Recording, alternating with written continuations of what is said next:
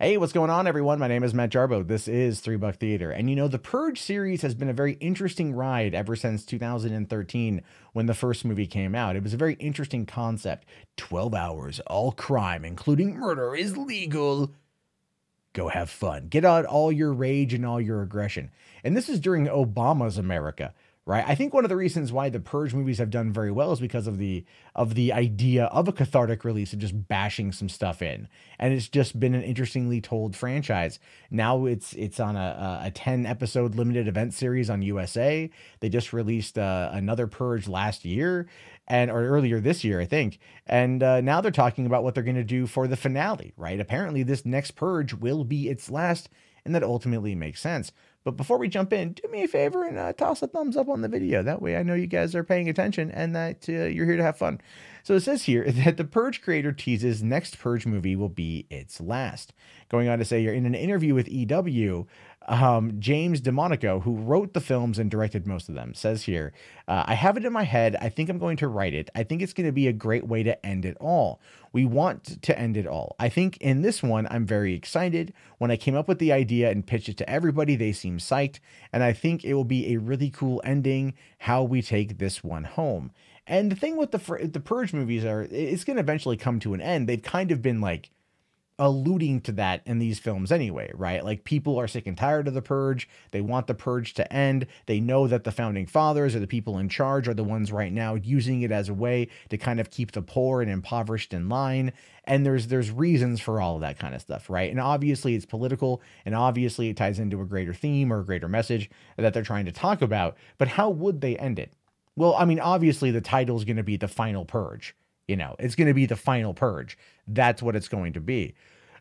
It really is. It's probably going to be that one. I don't know how he's going to end it. It's probably going to be with the system ending, right? With them going and taking out the powers that be. It could be Frank Grillo. I'm not too sure if his character's still around or not. I'm kind of behind on the series. I need to play catch up, but I did enjoy the first couple films. And I need to see the new season, the new show too.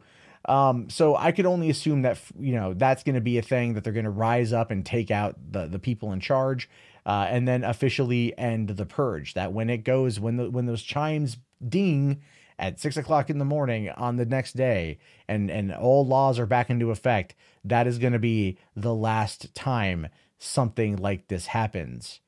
Or is it? Because obviously this is a horror franchise and Jason Blum likes to make a lot of money. And he has made a lot of money with these particular films. These are low budget movies. The first one was like 5 million.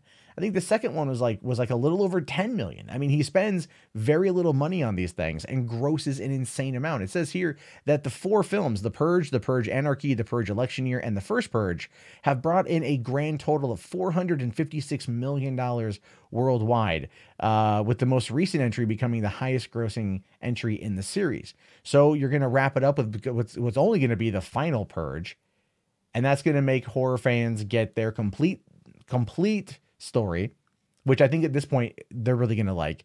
And then we're going to end up finally getting closure, and then probably waiting a little bit longer, a couple years, and then the Purge is going to come back when there's a demand for something like that to happen, because that's how these horror franchises always work.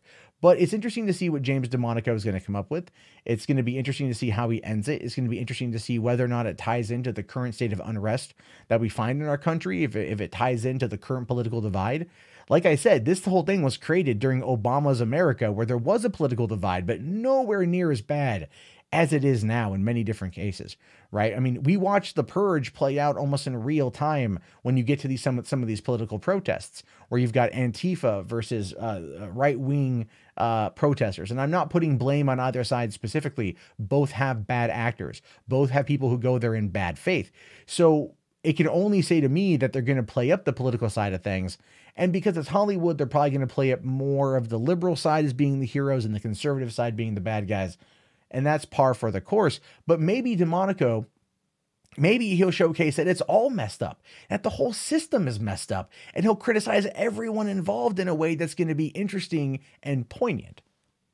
Now, who am I kidding? It's probably going to be, you know, probably going to be what I previously said, to be honest with you. But at the same time, we have to wait and see. I don't want to judge it before it happens. But what are your thoughts on this? What the final Purge? What do you think is going to be What do you think is going to close out the series? Are you excited? Are you done with it? Do you not care anymore? If you made it this far in the video, please do me a favor and throw up, toss in the Purge in the chat. Sorry, Purge in the chats. I know you guys made it. I'll talk to you guys later. My name, of course, is Matt Jarbo. This has been 3 Buck Theater. Be sure to thumbs up the video, subscribe, click that bell. Have yourself a great day, and peace out.